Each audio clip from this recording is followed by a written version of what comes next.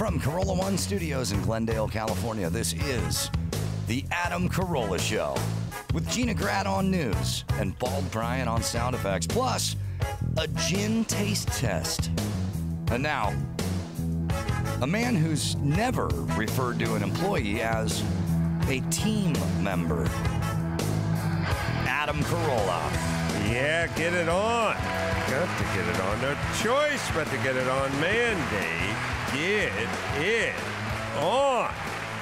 Thanks for tuning in and thanks for sharing us. See those ratings go up. I love that you do that. Good day, Gina Grad. Good day to you. Handball, Brian. Drunk. I'm drunk. Oh, we are. Started the gin tasting early just to get ready. You know, Getting our game shape. Show prep. Buzz on. All right. So, this half of the show brought to you by MedMen.com and ButcherBox. Go to ButcherBox.com. Enter Adam. Castrol Edge as well.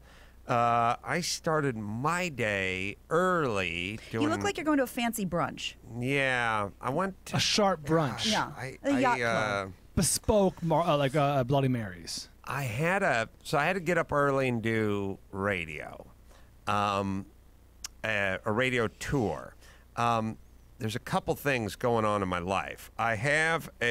First off, there's a kind of sleep-based thing, which is if I have to get up really early, all I do is go to bed a little bit later than I would have and wake up 9 times during the night and look at the clock. That's what I do. Familiar. I have a correlation and a connection with some outliers. Like when I say, like, Jimmy Kimmel's a guy who's observant, super bright, and will also pass out while riding like a 2-man bicycle in front.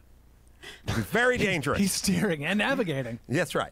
So he can pass out anywhere, but he's kind of an outlier. Yeah. Most of the other people I know who sort of fall asleep with the remote in their hand or fall asleep with the TV up on, 50 as far as the volume and stuff like that, have a version of that during their waking hours. Yeah, it's not isolated to the TV. A general lethargy. No, so I have a visual, what's Drew call it? Sorry, it's vigilant? Vigilant, yeah, hypervigilance. It's going to be a long show, Yeah, guys. it's a little show. I I have a hypervigilance that takes place during the day, and then I have a toned-down version of it at night, which makes me kind of not really... If I have to wake up, I wake up 9 times over the course of the night. Now, I'm also kind of old school in that I don't trust a lot of stuff. Like my phone doesn't work in my house a lot of different times and a lot of different places. So I have the little timer. It's a kitchen timer. It's not an alarm clock. It's You're a setting an egg kitchen timer. Yes, and I go like, what are you doing? Well, it's midnight. Okay, what time are you getting up? 6. All right, 6 hours it is. And I just hit it for 6 hours and I hit start and I just throw it on the nightstand and it's... Now, it's just a little digital timer, and it will go off come hell or high water in 6 hours. It doesn't know it's going off at 6 a.m. It's just going off in 6 hours. And sometimes it's 4 hours, and sometimes it's whatever. But that's what I normally do. Now, that stupid thing is not working.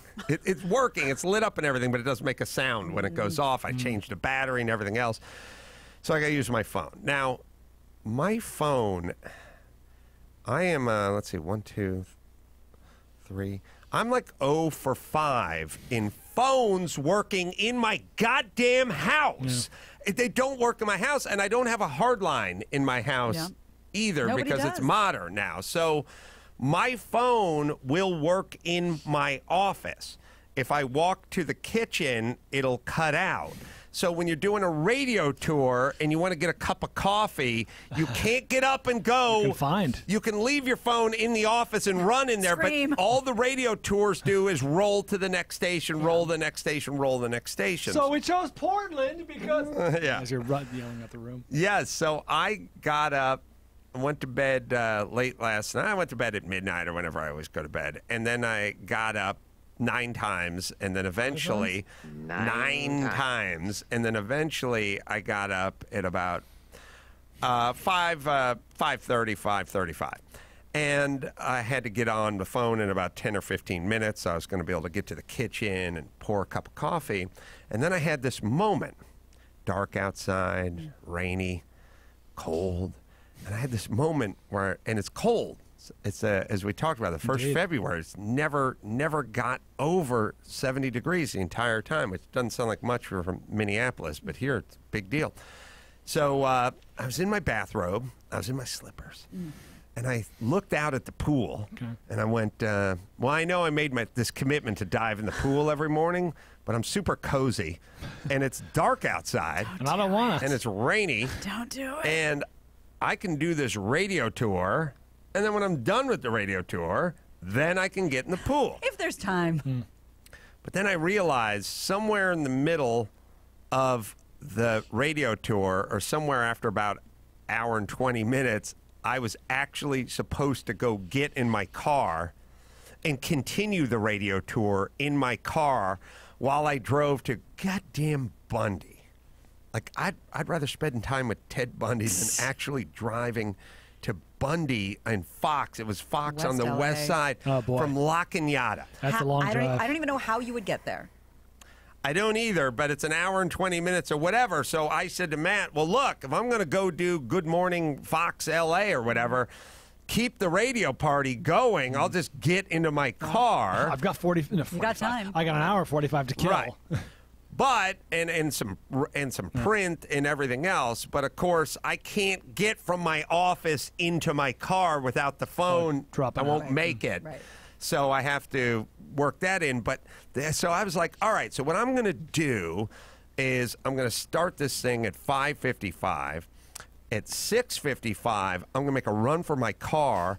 I'm going to jump in the car, and I'm going to take off, and then it'll take a minute, and we'll jump back on the phone. I'll call you back from the car. It's one thing I didn't anticipate. The pool part, very sad realization when I was in my bathrobe and slippers, and I went, well, I'll jump in the pool when I'm done with the radio. And I was like, no, I can't. I have to do it. And then I looked at the clock, and it was like 5:52, and I was supposed to call in at 5:55. Yeah. It was like, now you have to run out and jump in the pool because you're never going to be able to pull. You're not coming back. So I did that, which is good. It wakes you up. But I realized I was in my bathrobe and slippers, and I was going to do Fox and Friends or Fox Morning or what the hell show did I do? But either way, I'm on camera, so I haven't brushed my teeth, and I haven't got dressed, and I haven't done anything. I'm just walking around my bathrobe in my office, and I'm trying to figure out a way to brush my teeth in a never-ending continuous string of radio phone calls where you never Goes against the one thing you should be doing, which is speaking clearly into a phone. Yes, you cannot brush it, and I'm trying to figure out a way to get dressed and everything while I'm talking on the phone with these people. And at a certain point, I just told the guy who was running the thing in between Minneapolis and Houston, I just said, I need 90 seconds. I'll call you right back. I'm jumping in the car. He was completely off guard, and I just said, fine. Hung up, brushed my teeth fast as I can, like threw the coffee in the microwave, like got dressed, grabbed like my jacket, my shirt, like threw it in the car, Superman. jumped in and backed out, and took off for so glamorous. It's a Clark Kent move. For Fox and Friends or Fox and what I do, we'll figure it out. Foxy Friends. Anyway, I had a chance. Way to back sell it. Yeah, what I do Good Day again? LA today. What was it? Good Day LA. Good Day LA. Is there that you go. still Dorothy and Steve and No. Jillian? Those days are over. No, they got young, hot looking dudes. All right. So I went there at the crack of whatever, and there I was, falling asleep. So Jillian Barbery wasn't there? no, She's on KBC now. yeah. Oh, I did hear her on the way in because she's doing mornings, I think, over there With now. It's John and Jillian. yeah, it's a weird world of radio that somehow your paths will cross eventually. So I. Not since a young Ron Goldman returned some sunglasses has someone been this disappointed on Bundy. Yes. Yes. Take some math. You got it. Sweet OJ. Timely. I was. That's what I'm saying. That's Not good. since then. That's good. That's a good joke. Sad that no one will fully receive it. I was gonna Google say, it. You'll I was gonna appreciate say, it. it's going to take some math. So I was in my car and I was speeding over there, and then I was going to Sirius XM and blah, blah, blah, blah. I had a chance, I think on my second, I gotta look This at is for my- not talking about material, I assume?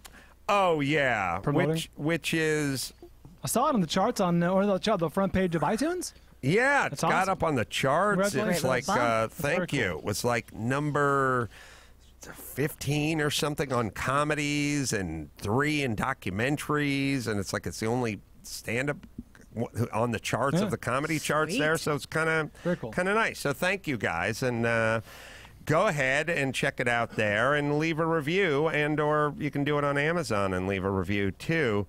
Yeah, I guess my second phone call was Tucson, Arizona, and the guy who picked up the phone was Beef.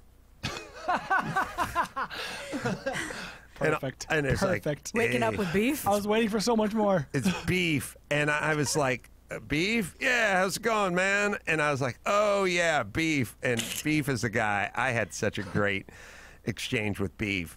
Mike doesn't have time to fully vet who's what. And no one does anymore. Like sexy sidekick venison. They have this. It's a new world we're living in where it's like you go, yeah, we set up a bunch of press, and you set up a bunch of press, and then you're talking to some guy, and the guy's like, anyway, how about Kimmel? That guy's a dick, right? And you go like, what radio station is this? And then the other guy goes, hold on, Mom, put the hamper down. Put the hamper down. Yeah, well, I'll shut. No, Not on the recorder. the light comes on when you open the door. I'll shut the door when I'm done unloading. Don't turn the light off. My connector's connected I'm to it. doing a show Yeah. here, Mom. whole Put the power hamper go down out. and head back upstairs. And then you're like, what are we doing again? And then they start cussing some more. And then about 26 minutes in, you're like, what? 20. Don't you guys have to go to commercial or something? Yeah. Because you don't know what anything is anymore. Yeah. So I was playing. I remember it very clearly. I had a couple shows set up in Phoenix, and I had a weird premonition, which is Sarah Silverman called me.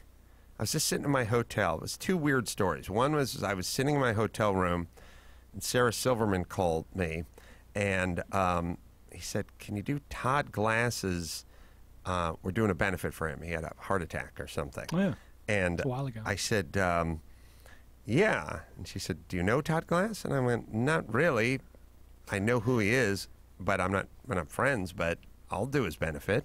And she said, okay, I'll sign you up for his benefit. And I said, okay. And then she said, how's the stand-up going? I didn't know you did stand-up. This is 2010. And I was like, I don't really. I just it's a PowerPoint presentation. I throw up a bunch of pictures. I just talk about it. I don't do real stand-up like what you do. So later on, couple things. Later on, Todd Glass announced I was a dick and he didn't want to talk. He didn't want anything to do with me, which is nice. Glad I signed up to do his benefit. Also, people should factor that in when they're calling someone a dickhead, Yeah, there like should be whether a- they did their benefit or not. Yeah, Brian. checklist. Yeah, I never called you a dick. No, I know. But That's your face. it's something to think about. It's something to factor in. But anyway, and then I said to Sarah, yeah, I do a PowerPoint presentation. I don't do real stand-up. And What a dick. that was the night.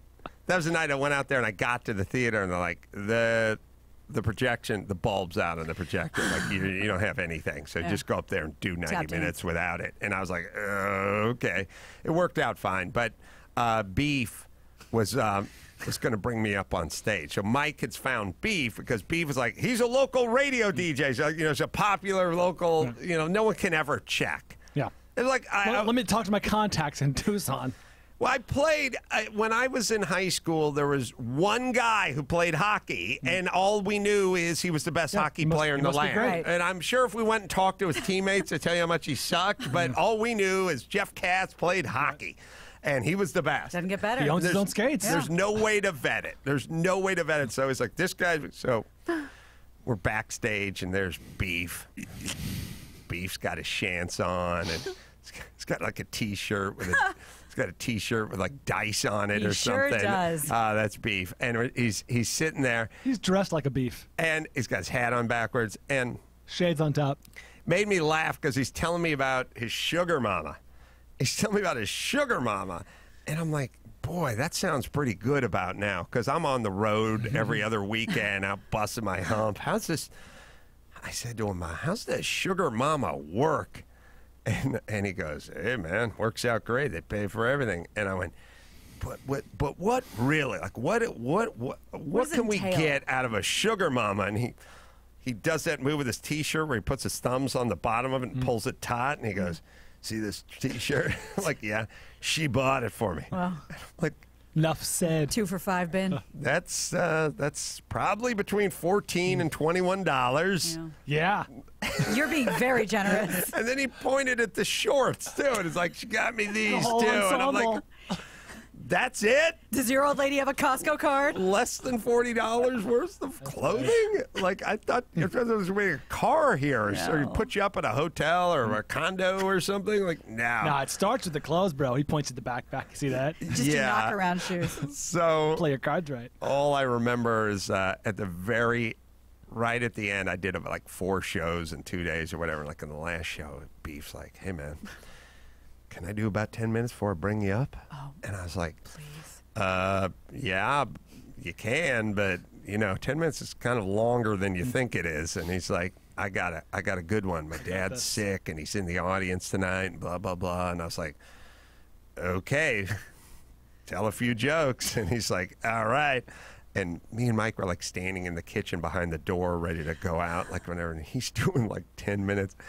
But what he doesn't tell me is it's one story that's wow. super long. Yeah, it's people not love that. It's not try out a few jokes No. and get on your way. I've got a 10-minute story. And say, I've got a 10-minute story with no punchline. And Mike is standing next to me the whole time going, what's going on? What's he doing? And I'm like, I said his dad was sick. He said he just wanted to tell a couple jokes. I said, what am I supposed to do? Go, no, you can't. He's got the mic. Let him tell a couple. What did you say it was okay for? I was like, I didn't know he was going to do this dirge for 10 minutes. That's the kind of stuff you say for your NA meeting, not for on stage. His right. dad ground Chuck Ground shot. down the audience tonight. Chuck, Oh, God. So you anyway, reunited with Beef. I reunited with him about 6 a.m. and it was in this constant state of anxiety because everyone in my house was asleep. And Natalia, if you wake her up, she will yell at you. So you don't want to like wake her up. So on the other hand, I wanted to go get coffee, but I was scared to go in the kitchen. And then I wanted to get dressed and like brush my teeth, but I was scared to like do that because we just kept rolling Right. into the next call. This is very Mission Impossible. And they do this thing where it's like in between stations, they go, yeah, Shelly and Brad will be with you in a second. And then you're not sure what that is. You hear like hold music and like, do I put the phone down and grab the toothbrush? Can I make it? Like, what's going on? So I ended up getting all the way through it and then driving out to Bundy. But wait, before we go there, you Yes. talked to Johnny Dare. Johnny Dare has been in Kansas City for, 40 years. I did, and he was nice. And You know Jeannie Grad? I- What's she like? If I met Johnny Dare, I'd probably pass out. He has been a massive part of my life in Kansas City. oh, Johnny Dare, He's yeah. been around forever. Yeah, that was at 6:40, and then and also it's also funny when the guy will give you a briefing, and half the time they'll go like Tom Bernard's not there, so what we have is we have Johnny, Stevie, the Mac, and Stu, and I'll go okay, but it's not like you can't see any of them, Doesn't and it's matter. not like you're gonna say any of their names. Yeah, we got all the way from Denver to Boston, so we'll have some more of that Wow. coming up, and I'll keep you guys posted. And thanks so much for watching this doc and giving a Everyone's nice, loving it. great. Now somebody, speaking of, up to 7.3 on IMDb. You're climbing the charts. It'll stop there. Somebody needs to. I need to correct. 1 5-star review. Thank you, whoever that was. 5-star. They heard you. No, that's right, because there was a 1-star review on IMDb that they got the general idea of how to do the most damage to my psyche, Right. but they got a little greedy with the stars. Yeah. And I mean that in the negative department. Do you have it there, Mexipata? Yeah, so this is a user, Jay Walker. Subject, just not that good. Just not dynamite. Right. I'm a regular listener to ACS, and I'm tired of Adam making the excuses for why Netflix and others pass on a stand-up show. The fact is that it wasn't that good, and he has a difficult time accepting that. I will continue to listen to the ACS because he's very smart and entertaining, but he's no stand-up comedian. 1 star. All the out of 10. Now all the pieces are there for me to have my feelings hurt, but you got greedy and went with 1 star. Gone with 4. That would have been You said I'm devastating. smart. You said I'm 3. funny. You said you're a regular listener to ACS. You go at 5 or 4 stars, and that's a need of the grind. That's dialing it in. 1 star. That just means you didn't listen closely enough of how to insult me, right? Joke's on you. Joke's on you, 1 man. star. You can't get greedy. You gotta go around again. Temper your star. Believe you me, nobody's excited about a 5 or 6 out of 10. Right. It's C minus, insult. D plus kind of work. That's an insult. 1 gets it into the hater department. Yeah. 4, 5, and therefore 6 you're ignored. is I wanted to like it. It just Yeah. wasn't feeling it. So there's your marching orders, everybody. Or Or you could like it. Go or you forth. could like it. Bruce, 43, Dallas. Yes, how you going? Good. You want to make a comment about Dr. Warren from yesterday?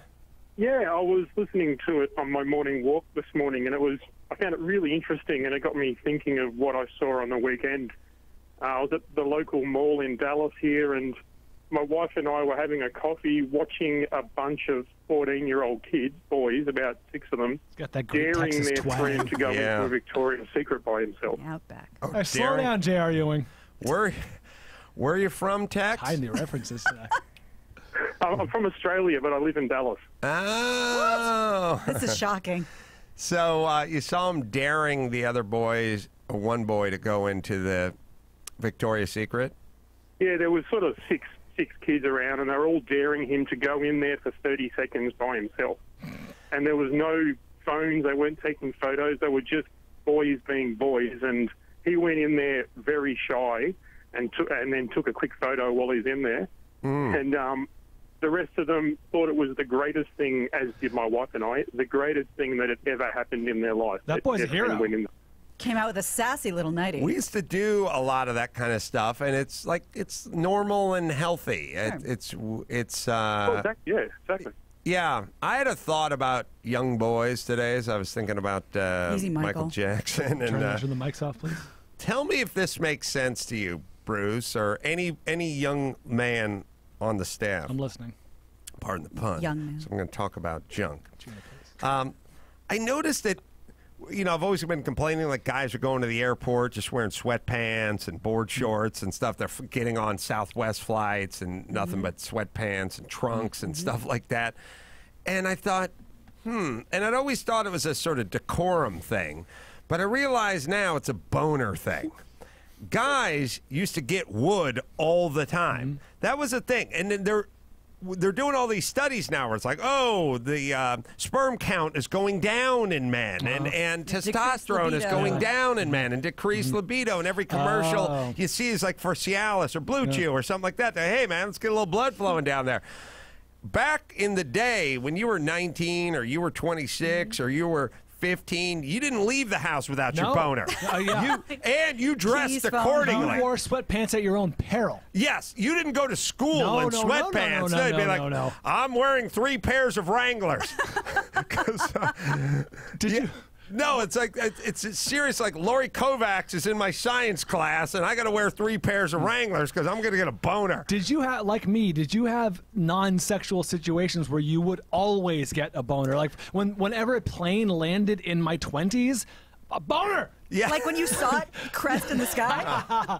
No, Well, actually, we- sorry. You hung Let out me at cla- John Wayne all the Let me time. clarify. I had to be on the plane. Okay. I had to be yeah. on the plane. Well, thankfully, I never boarded a commercial aircraft until I was 34. But yes, no, there's interesting, things there. yeah. Like if you were sitting in the back seat of a car and it was a long ride or a little bump on the road or whatever, yeah. guys would spring wood all over the place. In my day, we call it popping a boner. Popping a boner, Pop- and thus you didn't leave the house in sweatpants. You didn't go like, I'm going to the airport. I'll see you in Phoenix, because you get a boner in the airport, and you have to sit down Indian style. You couldn't go to the supermarket. If they wand you right in front of your pants. Yes, This is couldn't do it. 100% true. The only benefit of having to wear a cup, like in Little League or like in the next level, it held your boner down. Yeah. Hey, mate, you know how you tie your kangaroo down?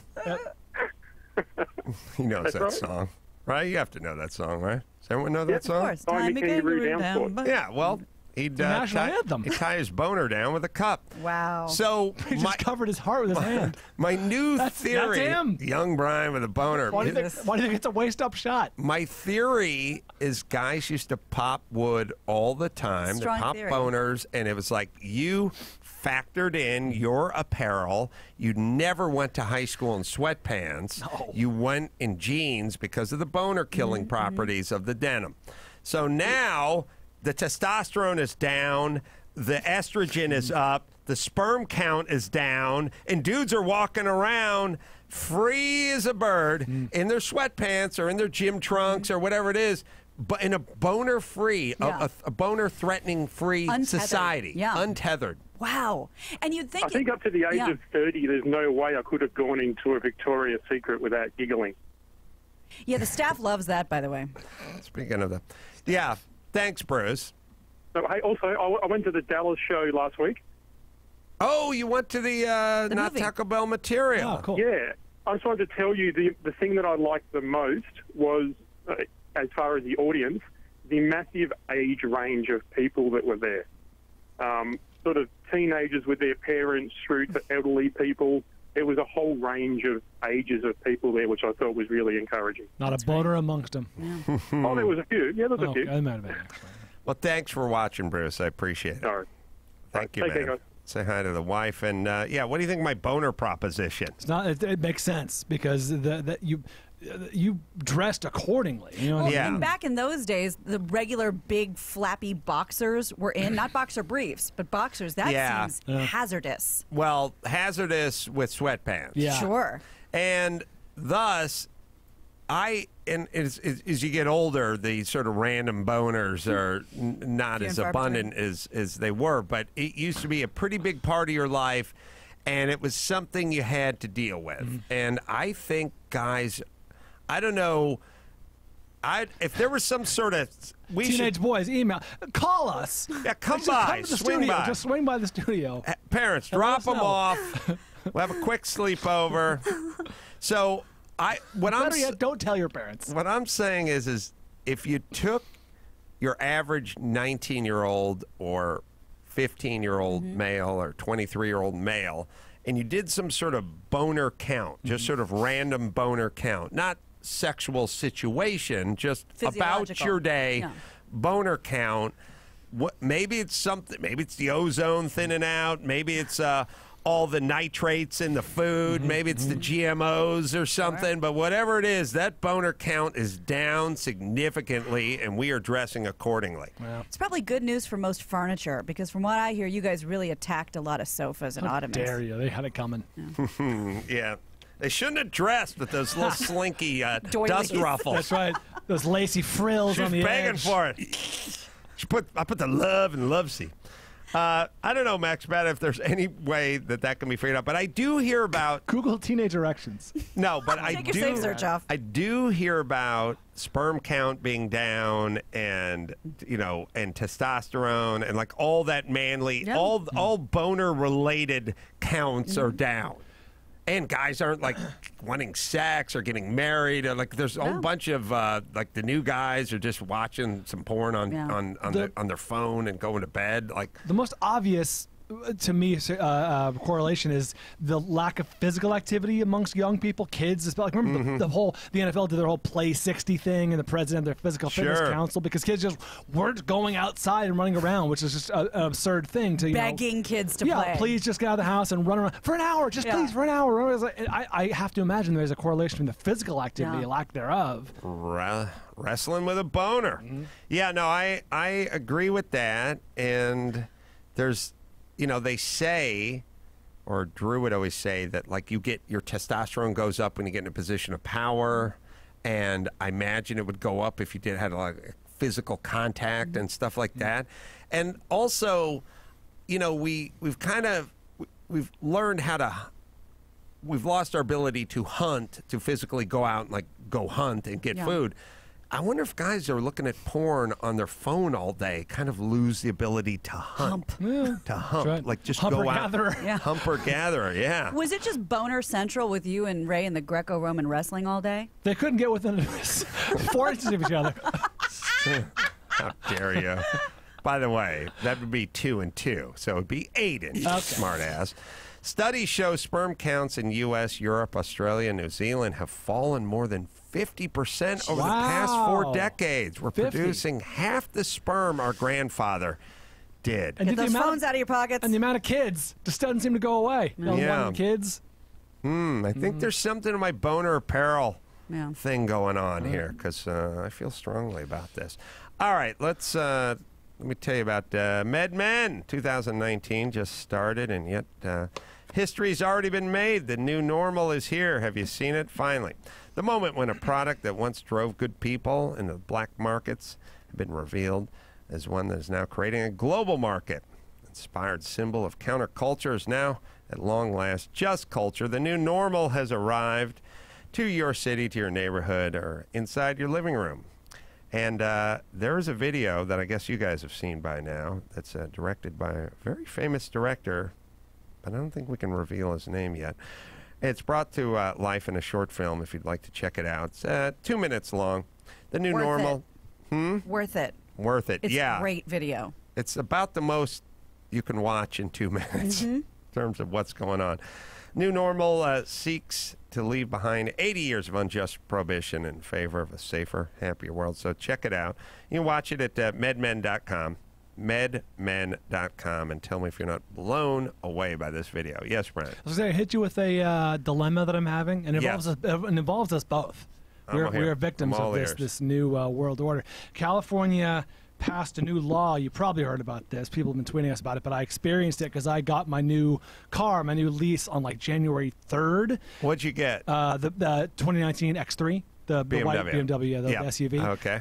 It's very nice. The Apple CarPlay is amazing, life-changing. But they brought it over. What's life-changing? Apple CarPlay, so you can do all your Apple apps. CarPlay. All your apps. Essentially, there's an iPad on your dash. Like Waze is just a button push. It's very, very convenient. Whatever's on your phone is right there on your screen. That's cool. All right. What's not cool, they pulled up, they delivered it, which is very nice, and they did not have a cardboard dealer plate like you and I have. I had mine for 3 years for my entirety of my lease. One of the most impactful things you've done for my life. Thank you. Because I know I go through the cameras and I go through the whatever, all the stuff with impunity. Right. They delivered it. They took the liberty. They delivered it with a temporary paper plate, as is the new law in California as of January 1st. There are no more cardboard dealer plates. You will not see them anymore. They're paper. They're paper license plates. You see what I'm saying? Ew. They have a license number on them, which is of course traceable.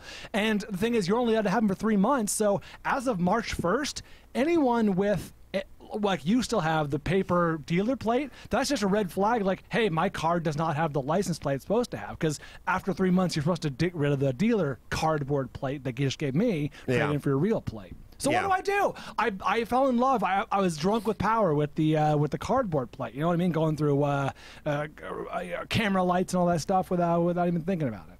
Well, here's the thing. The cops, it's funny, when they talk about cop wiring and cops talk about criminal wiring, it's the same wiring, which is they go look, if a criminal sees, your front porch light is on, they might just move on to the next house. There's little things just to kind of deter them, just to kind of keep them moving. They'll go, look, they'll rob your house, they'll rob your neighbor's house, they'll rob the guy across the street. They don't care.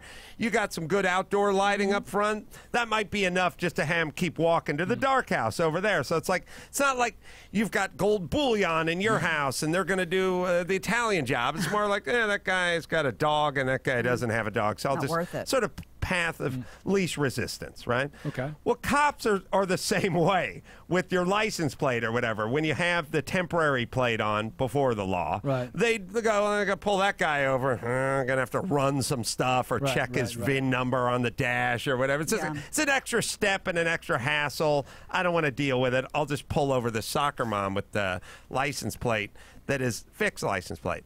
So I'll tell you what I have, and I'll tell you what I do, and I'll also tell you how everyone rolls here in L.A. in the city council in California and L.A.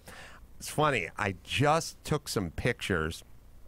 I've screamed about this a few times, but I just took some pictures of the 9 times. garbage barge ice cream trucks that we have here. Yeah. So Yeah. basically, here's They're a bit DIY. here's what we've done in LA. Here's what we've decided. And Oh boy.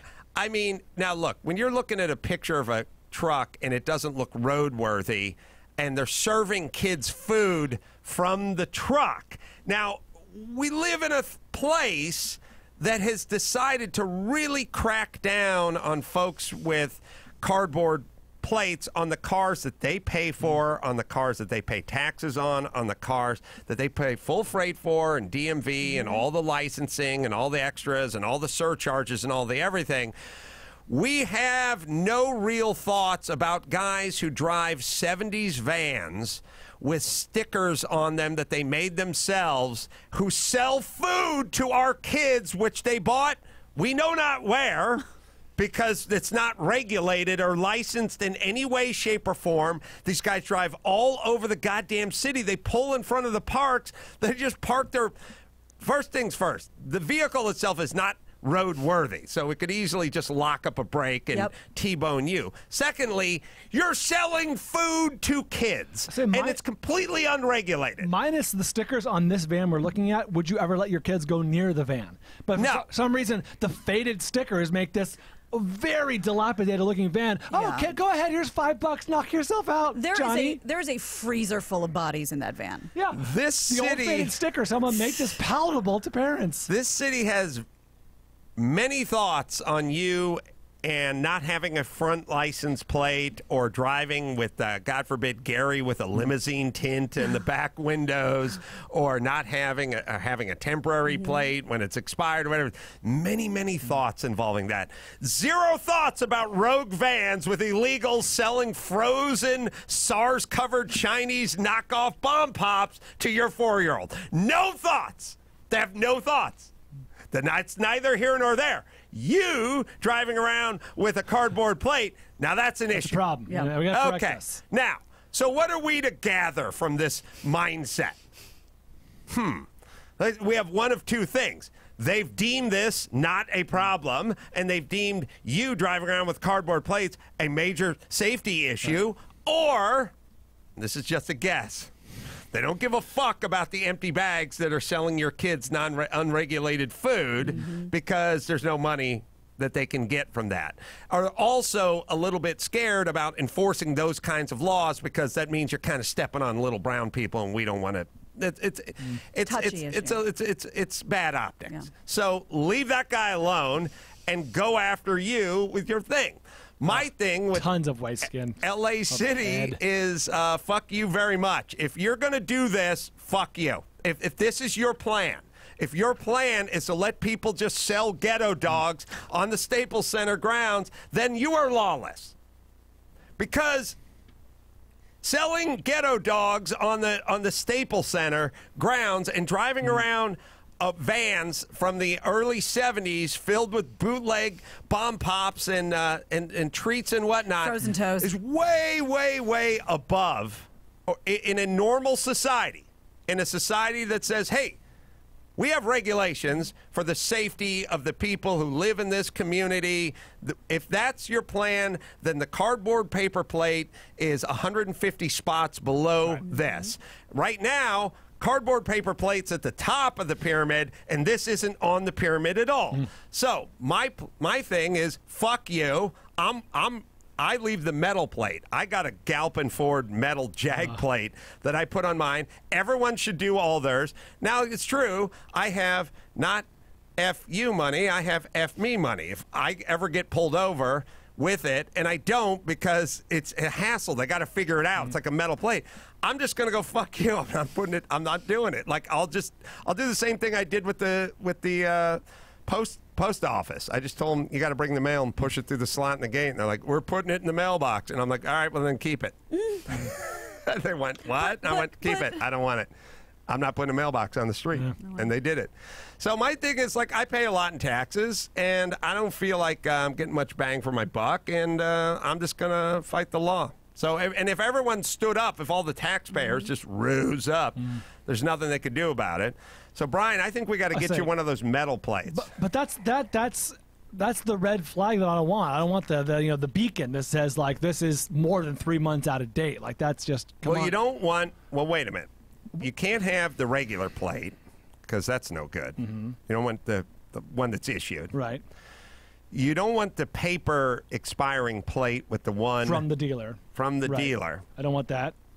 So the only choice for me is the metal one that just has the, BMW of Arcadia or whatever, or you could put like the Galpin whatever, and they think you just bought it used from them, and it adds some ambiguity, which is like I don't know, did he just get this or how'd it work? I'm not saying it's a lesser of three evils. One, would be complying with the law. That's off the table. That's off the table. Yeah. That's a conversation ender.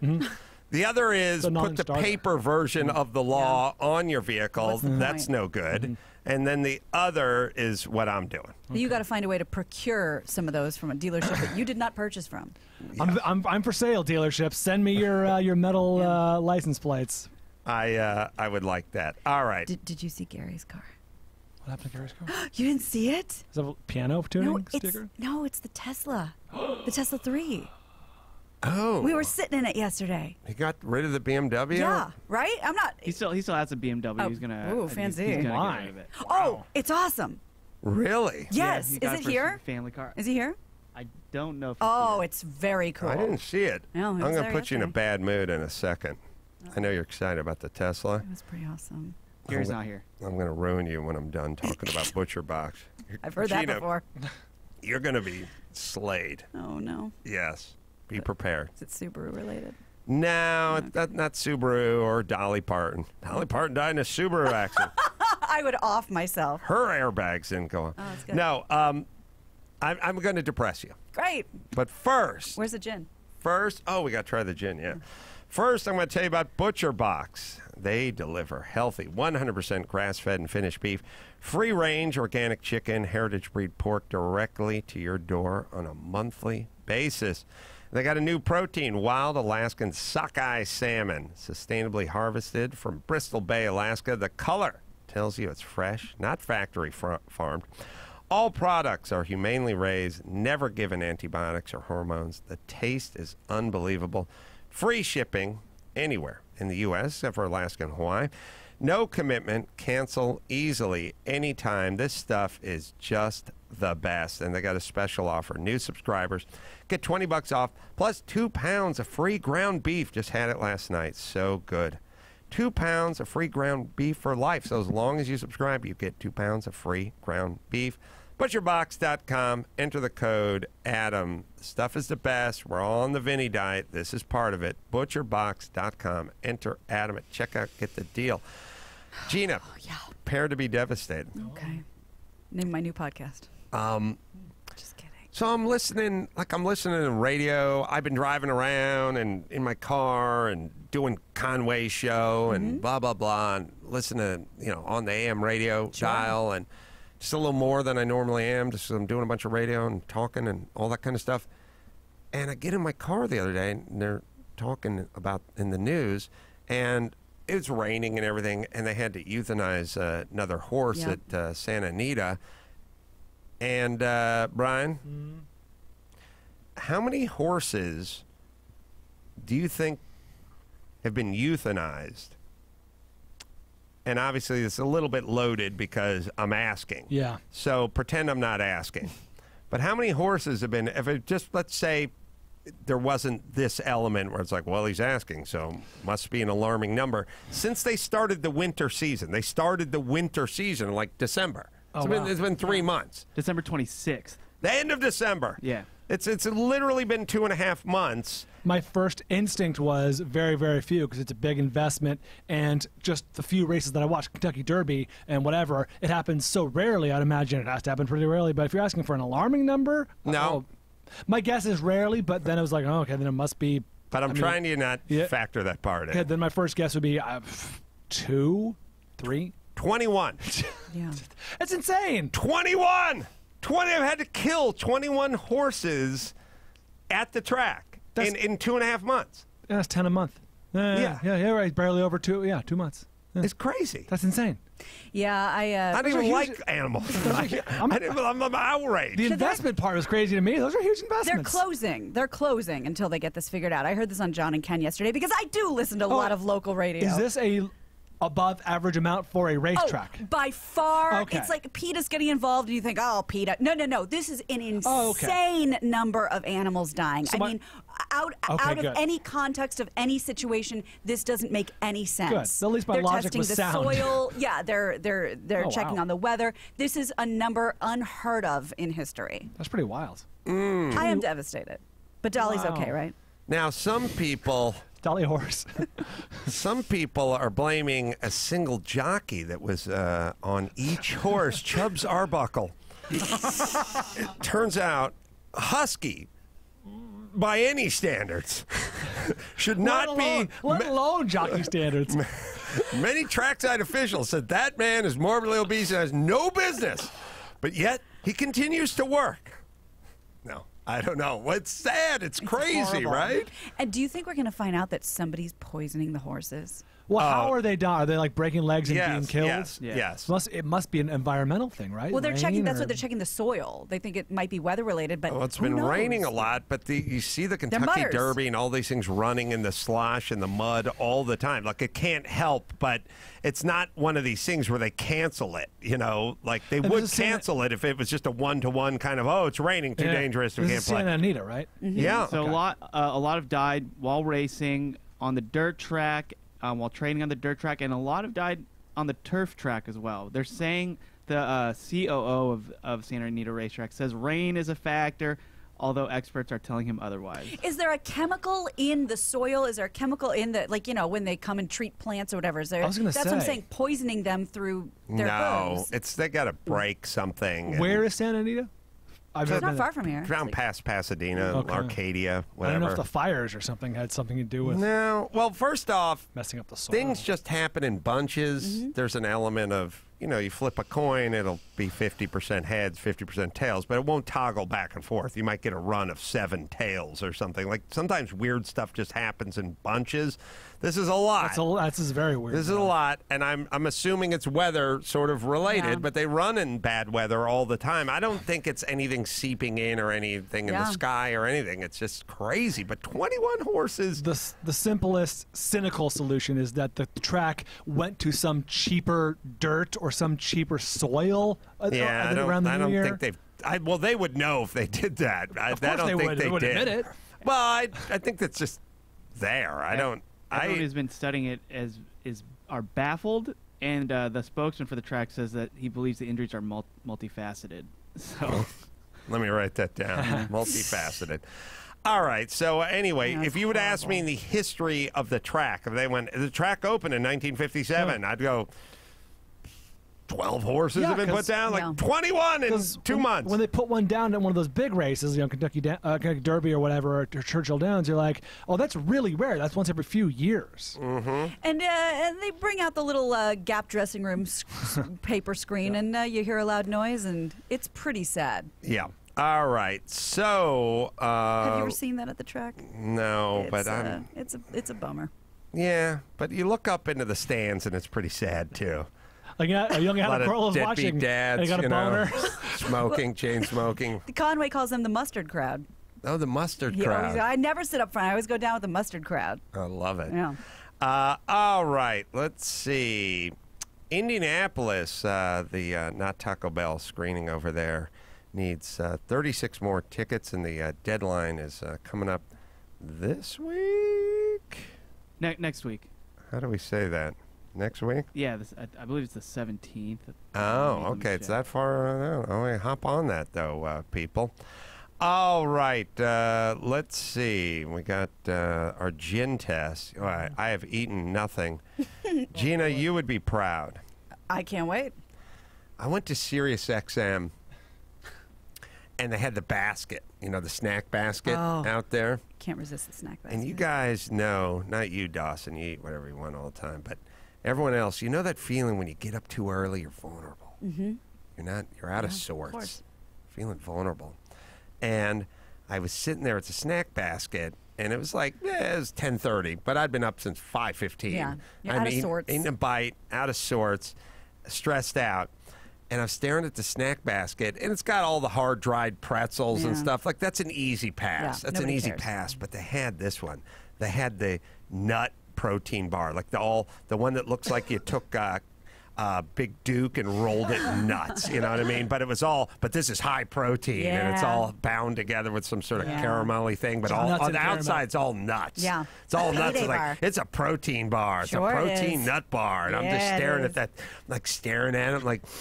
That's nuts. That's nuts. Why Legumes. can't I have some nuts, man? I've been up since 5:15 in the morning. Yeah, What's wrong you with a earned couple it. of nuts? And I picked it up and I started looking at it a little. I was like, hey, I got 7 grams of protein. Not too shabby, huh? There's some nuts there. Anybody? And I'm just like staring at him, I'm going, I know, I can hear Vinny going, that's nonsense. That's a payday bar. Like, it's don't candy. put it down. Put it down. I was like, what? There's a little protein in the morning. Nothing wrong. When you're hungry, you turn into Jay Leno?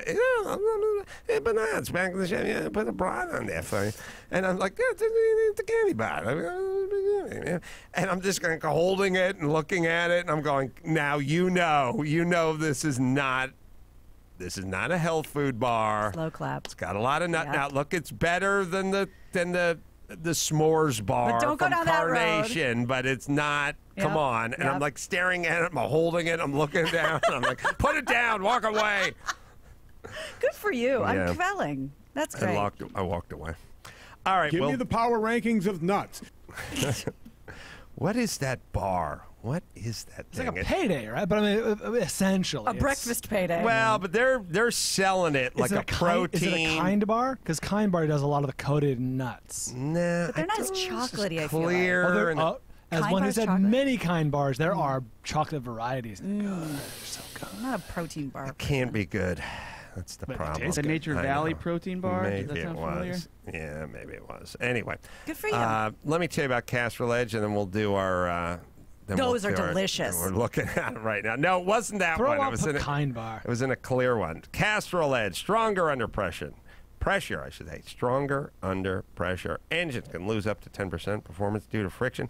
Castrol Edge. Fluid titanium technology. It transforms under pressure. 3 times. Three times, fool. Stronger, leading full synthetic against viscosity breakdown. And they did a test, and it's against full synthetics, everyone. Castrol Edge, everybody. All right. We got also the big show at the Peterson on Sunday. Show is sold out. The uppity screening is sold out. But tickets available for the car show. And we got some really cool guys coming, like Leno and Goldberg and guys from ZZ Top and all that kind of Jeff stuff. Dunham, Jeff Dan Dunham. Trejo. And I'm going to bring a couple cars, some cool stuff, and you guys can still come on out and bring your car and bring your kids and say hi. And I got some plaques made up for My Choice and Best in Nice. Show and all that kind of stuff. So we're going to get our car on. And also a couple tickets left for the shop tour as well before that. So I got a long damn Sunday Do you coming work in up. a siesta? Yeah, I'm going to try to.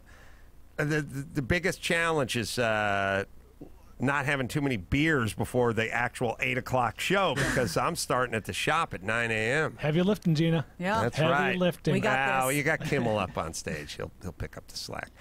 All right, so we got all that coming up, and we'll take a quick break. Be back with the gin test, the taste test, right after this.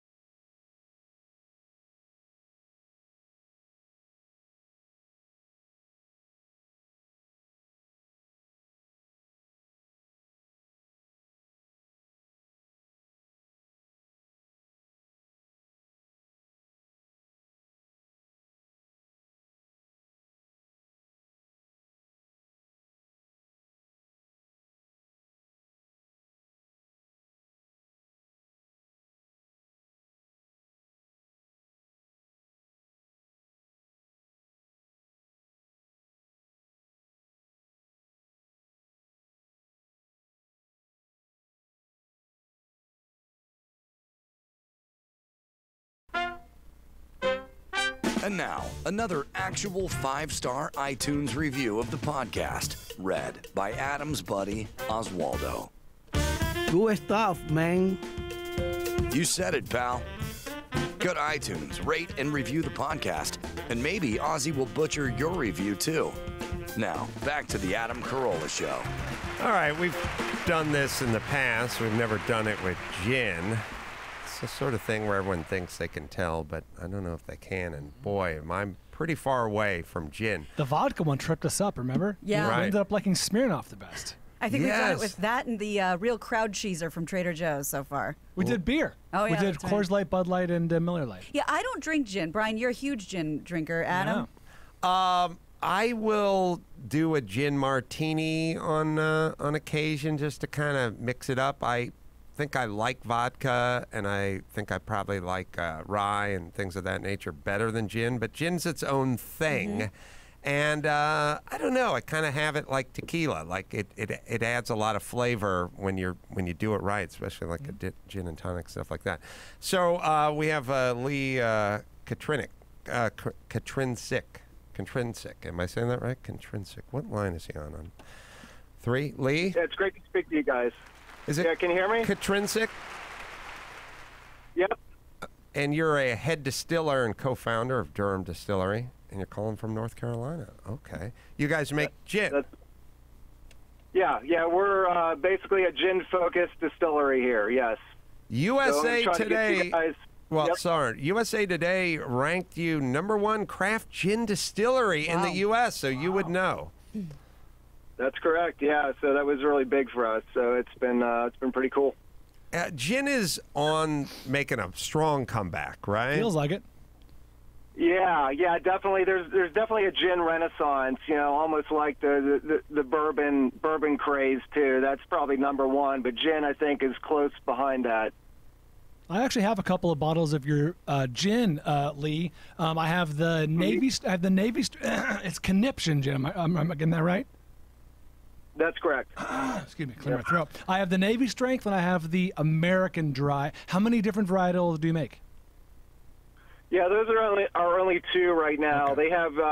They have the same name, but they only share 3 botanicals, so they're very different gins.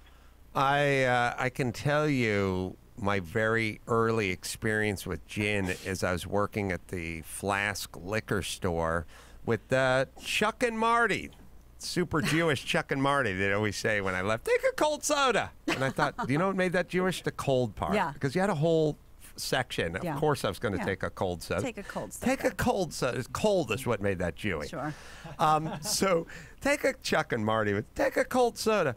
And I one time was moving around a couple of cases of like Beefeater gin or something and had a little mishap with the hand truck and it fell over Oy vey. and busted like 7 bottles of gin.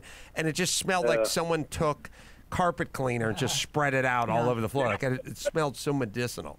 And that was 16. And at that point, it was like, I'll just drink beer and have a shot of tequila. But at some point, I've now come around to gin. So, Dawson has a gin story. Dawson? I was working a music festival a long time ago and sleeping in the back of my truck at the festival. It's just easier. And I woke up in the morning as the sun was coming up and reached for a bottle of water. Nice bottle of water. Oh, I no, need this big so swig. bad.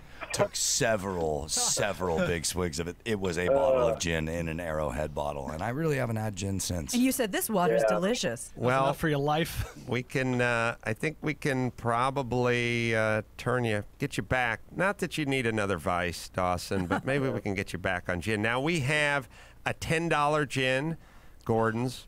We have a $17 gin, Beefeater. We have a $28 gin, Hendrix, and we have Botanist at $40.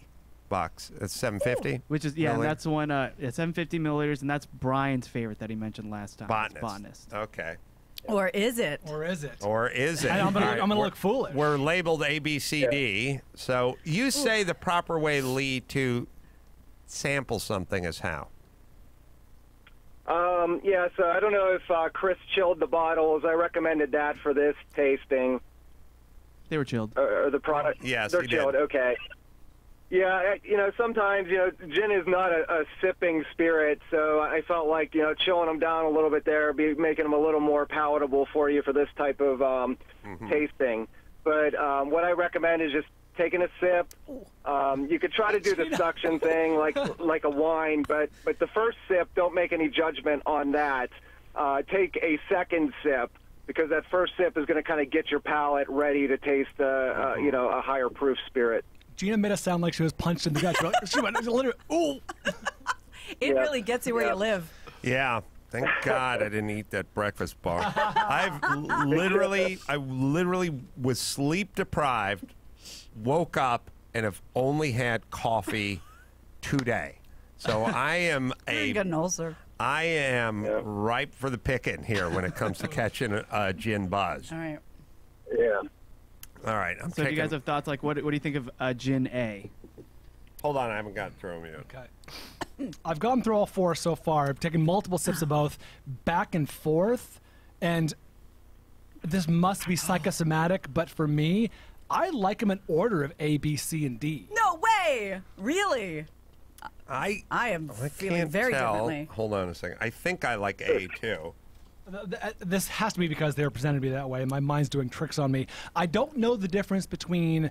I know I don't like Beefeater. I don't know about Gordon's, and I don't like C and D, so I'm going to guess those are Beefeater and Gordon's. And I'm going to guess A and B are some common... I like A, so I'm hoping that's the botanist. But what a lovely surprise B is. I wouldn't be surprised if that was the Hendrix. D tastes different to me than the others. D and C are sweet and sweet and not gin. Wow. Are these all London dry gins, Lee? Like all the are we doing apples to apples here? No. The ones we're tasting now, you got two examples of a London Dry and two examples of a contemporary gin where the juniper is going to take a backseat to other botanicals. The London Dry is going to be the juniper forward gin. I am. Tell us some gin stats. I imagine it was probably at a low in the 90s or so. Was it with its height in the 30s, 40s? Oh, like the most popular? Yeah.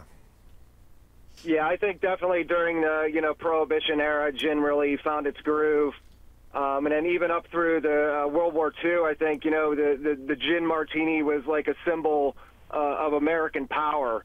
And then you move further on in history. I think in the 60s and 70s. The 70s is whenever I think there was a big health craze, and everyone went towards vodka for some reason. And then the last 30 years before that was just from the 70s to 2000 was vodka and flavored vodkas. Yeah.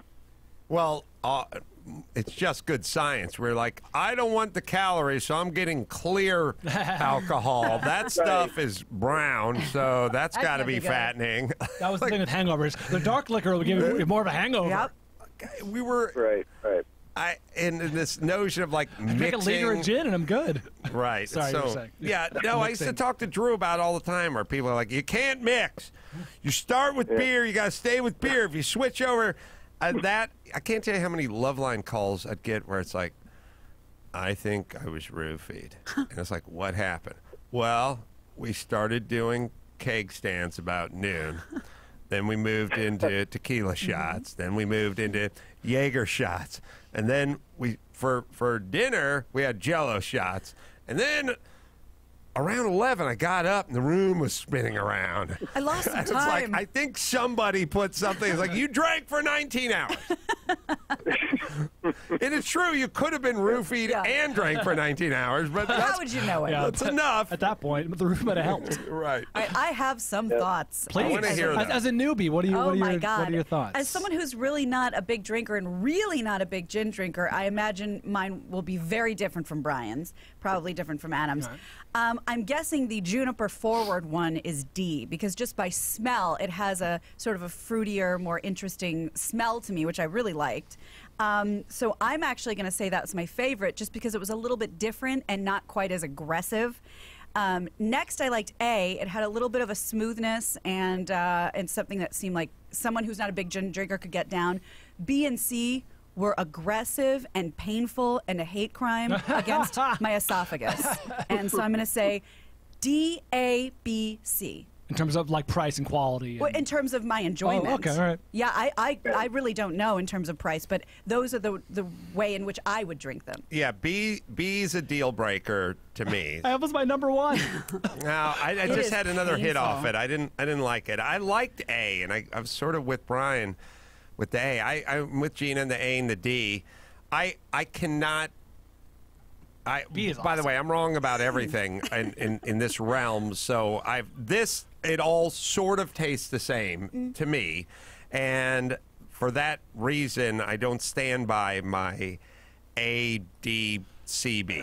Okay, for me, there's a big difference between A and B at the good end and C and D on the bad end for my personal palate. Just to switch it up, I think B is the botanist. I'm going to go with BA, then DC at the bottom. B at the top, A, D, C. I felt B and C were very similar in the hardcoreness. I have them at the opposite ends. Interesting. Opposite ends of my ratings. All right, Chris. All right, so for the first one, Brian had B. What? No, Sorry. I did. Brian had B. Oh, no, B as your favorite, right? Yeah, B at the top, We'll BA, go- DC. Okay, so yeah, B was Brian's first, Adam's last, and Gina's last, or one of the Third. last. That is Beefeater. Wow. That's the $17. Big Beefeater I fan, got to dive Brian. back into Beefeater. That's the second Yes. least expensive one. $17. Go ahead. Yeah, Beefeater is a good, solid London Dry gin. That's the one I go to if the place doesn't have my gin. Good to know. Yep. What a wonderful discovery this was. And then Adam liked A the best, is also Brian and Gina's number 2. That is Botanist. Yeah. Wow. Awesome. I was so close A and B, but That's such a weird thing, which is I don't think I've ever had Botanist, Me either. but that's It's your awesome. gin, I and love I it. enjoyed it maybe a little more than you And did. I will say that initially, remember, I had them right in order, A through Yep, D, and I that's switched them at true. the last minute. So Botanist is awesome, you guys. Get up on the Botanist. Yeah, that one is a contemporary one, right, Lee? Yeah. So the botanist will have the juniper more in balance with the other botanicals to help, I won't call it, cover up the pininess a little bit and have other things shine. That's $40 a bottle. That's the most Yeah. expensive. That's our top one. C, which Brian had last, Adam had third, and Gina had one of her last. That is Hendrix. Wow, that's the $28 Yeah. one. That's one of the second most expensive. No can do. And Gina's favorite is Gordon's, D. What's that? Your favorite is the $10. Sweet. Cheap My date, Friday cheap night date. just got awesome. Yeah, can I say, in terms of liking the cheapest booze, at first there feels like there's some judgment going on, but I would liken it to most overpaid celebrity. Like, yes, Julia Roberts, you made $42 million last year, and your box office did not reflect that. Right. So who's the genius? I mean, what's your choice? The choice is the opposite, which is the least paid and the most box office, hardest right? You don't want to working. be that person. Right. So, Gina, you can get drunk the Wow. cheapest. Can't wait. And I really, if you smell them, I really think that D has the nicest smell. Can I ask, Lee, what are your personal rankings for these four? Just your personal enjoyment? Yeah, it's funny that no one really enjoyed the Hendrix, because Hendrix is kind of what got me onto gin, because I think that's even more of a contemporary gin than Botanist is. There's more cucumber in there and rose petals, and the juniper takes a big backseat. But I think for me, I would do Beefeater, Botanist, Hendrix, and then Gordon's for me. Our tagline is not your, for our distillery is not your grandfather's gin. Well, this is your grandfather's gin. It's Gordon's gin. It's just super piney and more one-noted. That's not to say it's bad. It's just I'm surprised Gina picked that one. Yeah. I like Grandpa's. Where did I pick Hendrix? As second to last or something? That's D. So Yeah. Oh, that's Yeah. D. Okay. Hey, Yeah, it's D, yeah. Lee, thank you for your Yeah, man. expertise, That was fun. man. I'm gonna, Sure. I'm Thanks for gonna- having me. And thanks for sending over the gin. And Yeah.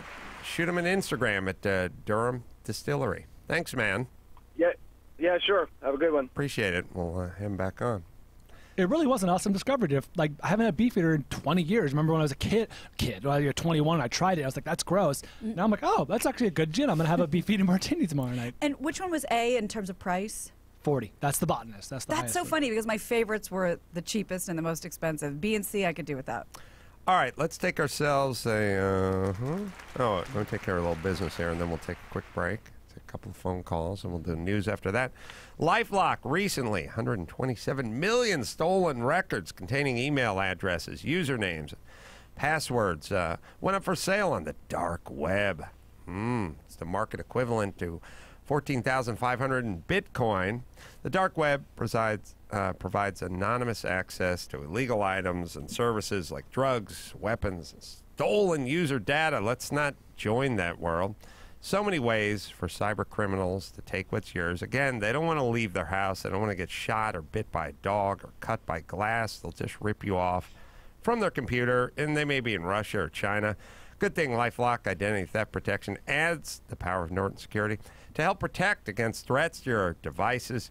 Can't easily see or fix on your own. If there's a problem, their agents will work to fix it. They're LifeLock. Right, Dawson? No one can prevent all identity theft or cybercrime or monitor transactions at all businesses, but LifeLock with Norton Security can see threats you might miss on your own. Go to LifeLock.com or call 1-800-LifeLock. Use promo code Adam for an extra 10% off your first year. That's code Adam at LifeLock.com for an extra 10% off. I like this new gin protocol. Yeah. I feel good. I was going to say, good, Warm wide and awake. fuzzy. Yeah, man. I love you guys. I love you, too. Oh, God, it's the best. Let's put this on the windows and clean them. All right, we'll take a quick break. We'll come right back with some calls right after this.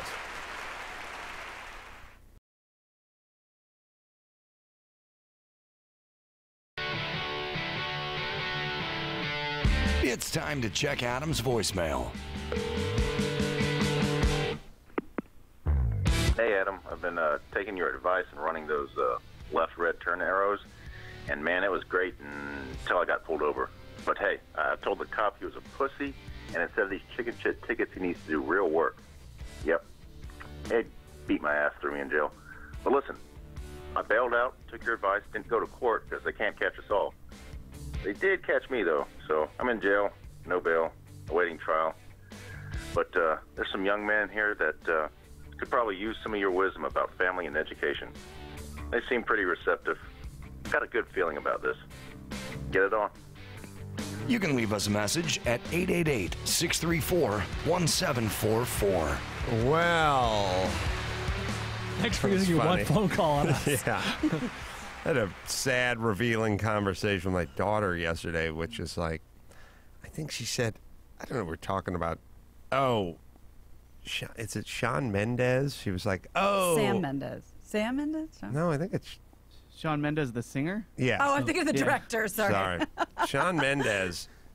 She's like, I want to. I don't know anything about pop music. The next time Shawn Mendes goes to Uncle Jimmy's show, you're taking me. And I'm like, all right, well, you better keep your eye on the internet because I'm not checking. And she's like, and I said, well, I was with Lady Gaga last week, not too shabby. And she's like, when's Kim Kardashian coming in? And I was like, well, who cares about Kim Kardashian? She's like, oh, I care about Kim. And I was like, wait, you like Kim Kardashian more than Lady Gaga? And she's like, what is this world? Yes, I do. And I'm like, yeah, but Lady Gaga grounds? Does something. Yeah. She's touched by God with talent. She has amazing talent and ability. And then Kim Kardashian's sort of ability is, P.T. Barnum's ability. Yeah. Like he didn't ride a unicycle or like an elephant or anything. He just put it together, Like, I get it. She works hard or whatever. She's figured out a way to marry rich guys and do her own thing. But, like, why are you more attracted to that? Right. And she's like, because she's God. Like, it was like,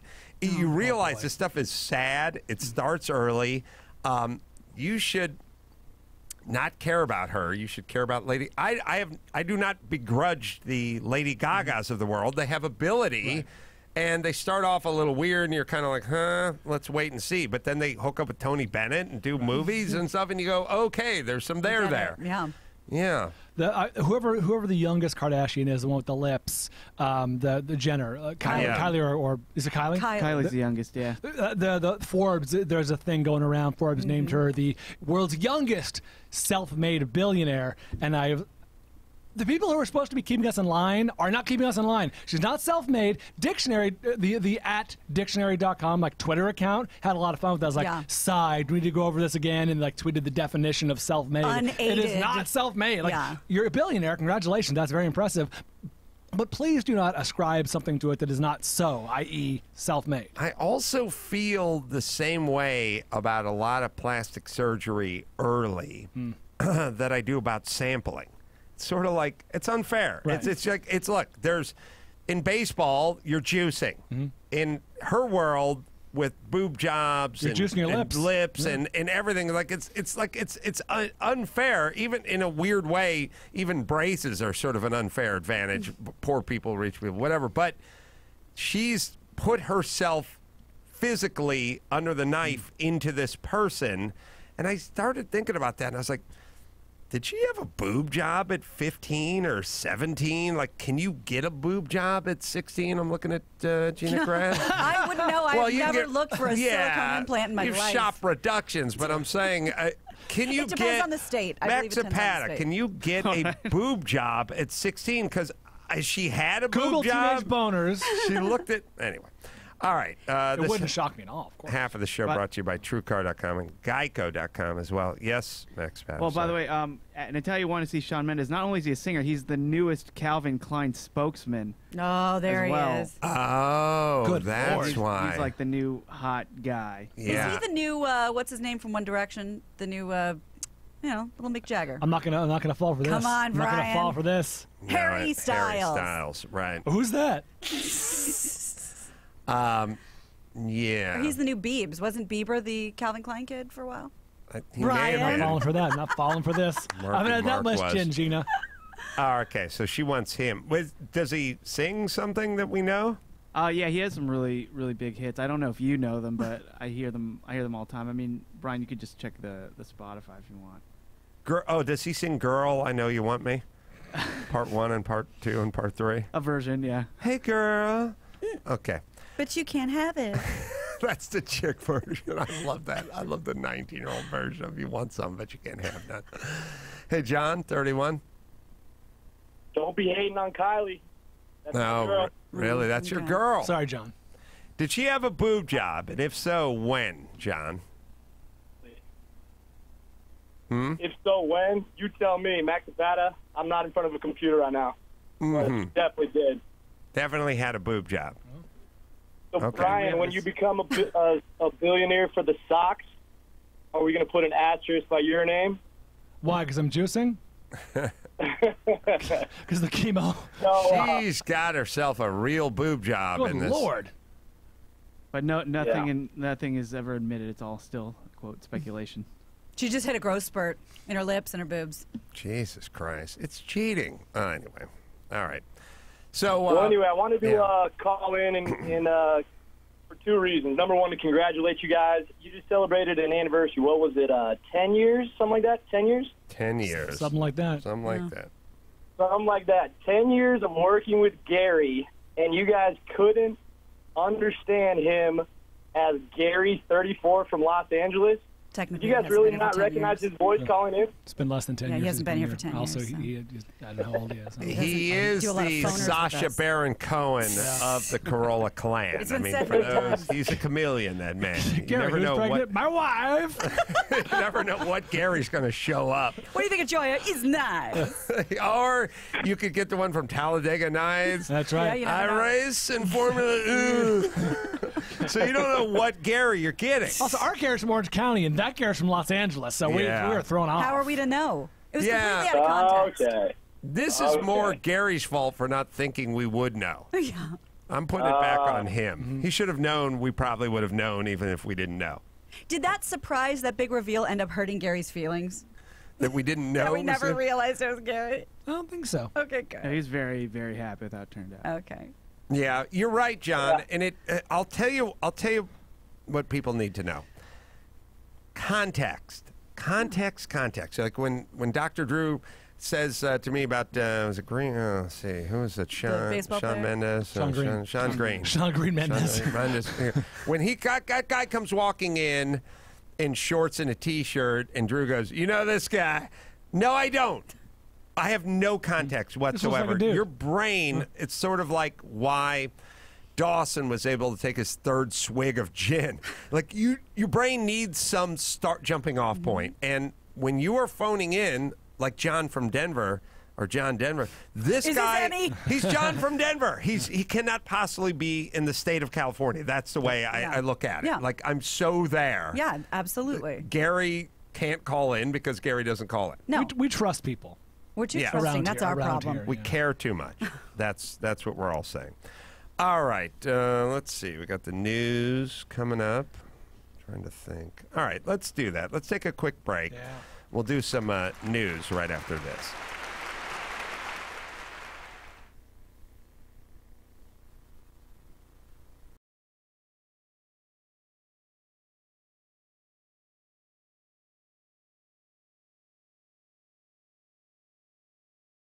Grad, news with Gina Grad, breaking viral, all those crazy Trump tweets. Give me news with Gina Grad, trouble in the Middle East, celebrity drunk meltdowns. Need news with Gina Grad. The news with Gina Grad.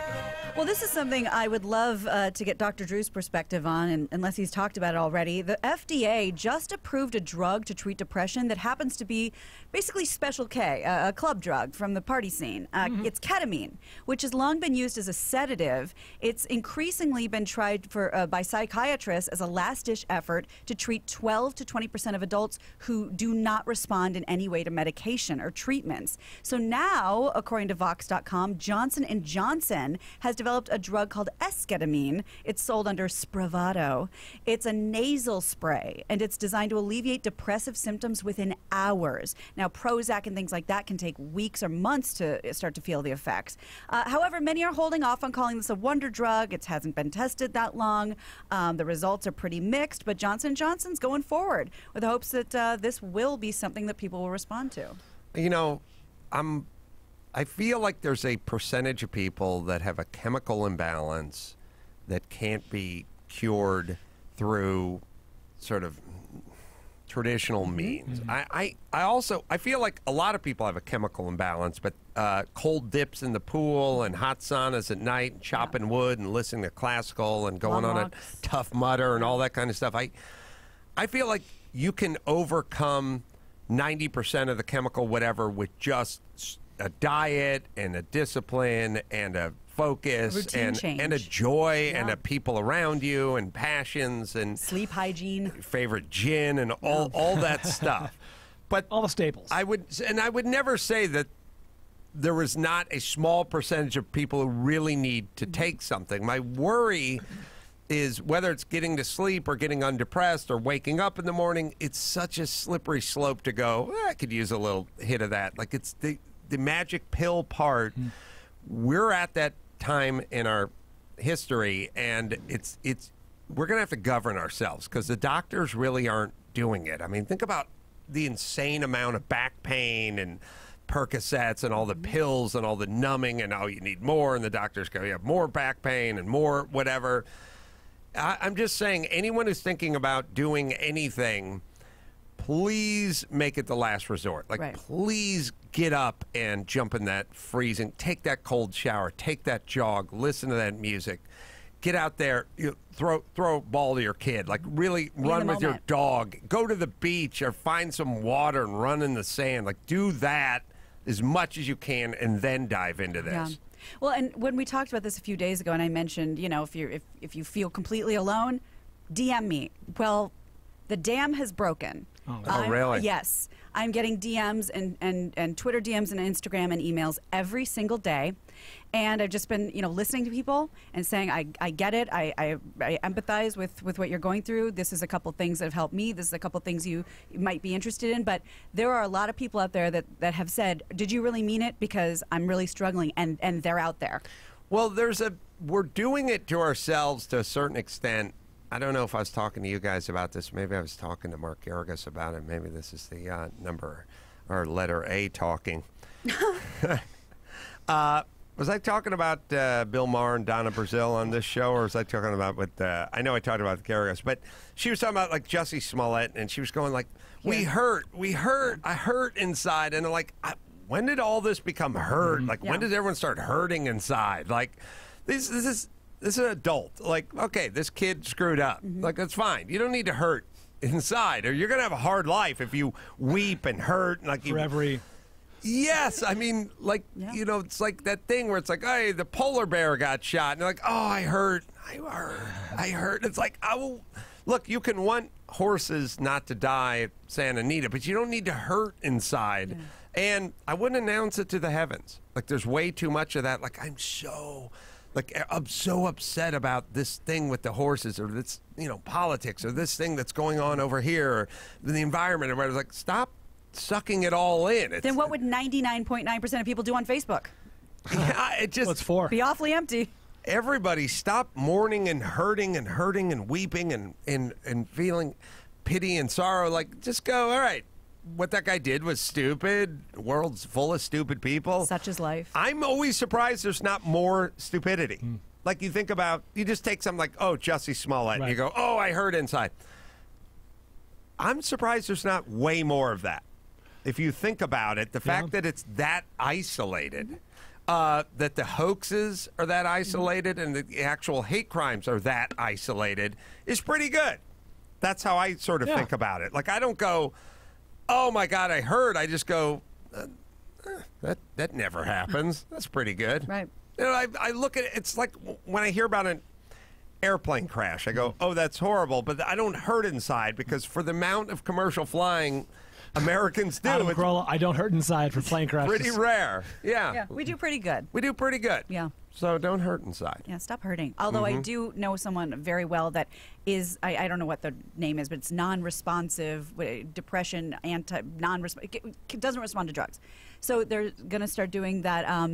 It's not electroshock therapy. It's like a magnet, and it like taps over and over again, and you have to do it for hours and days, and that's apparently the new thing. It's not ECT that Carrie Fisher was super into. Remember, she was like a spokesperson, but it's this new thing where it's like a tapping magnet. So we'll see. I don't know. Drew about it. Yeah, I would love to.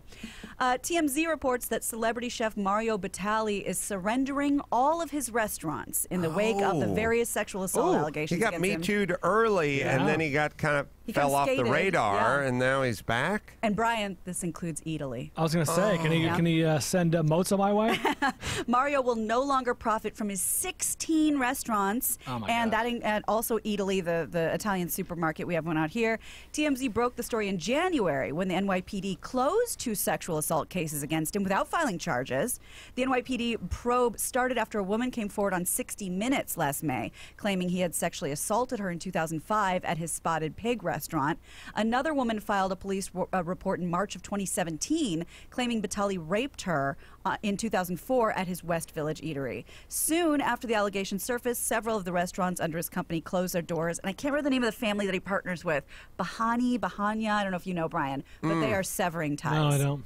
Well, there are no more heroes left. Just all I have. Michael Jackson's down. R. Kelly's gone. Yeah. This guy's Who gone. do we look up to? Well, all I got's the Bikram yoga guy. That's all I got. The hot That's yoga. all I got. Is that guy? That's my only. That's my Mount Rushmore of male heroes. One I can head only left. look up. And God forbid anything happens, comes out about him. Don't you jinx it. I'm sorry, I probably even brought it up. Don't even. If anything ever happens with Guy Fieri, I believe you'll hurt. You'll hurt inside.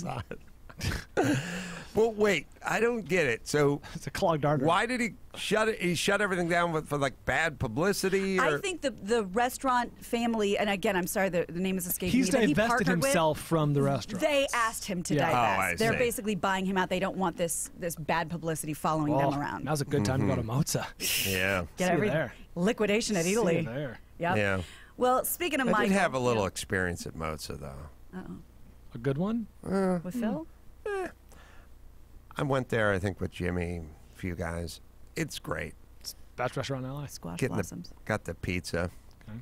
I said, pizza's really good. What do you want to order? When you went on that pizza, and I said, they get pretty exotic with the pizzas. Well, I want meatballs on my pizza. And a little policy Pam. And they said, we don't do meatballs on the pizza. And I said, oh, okay.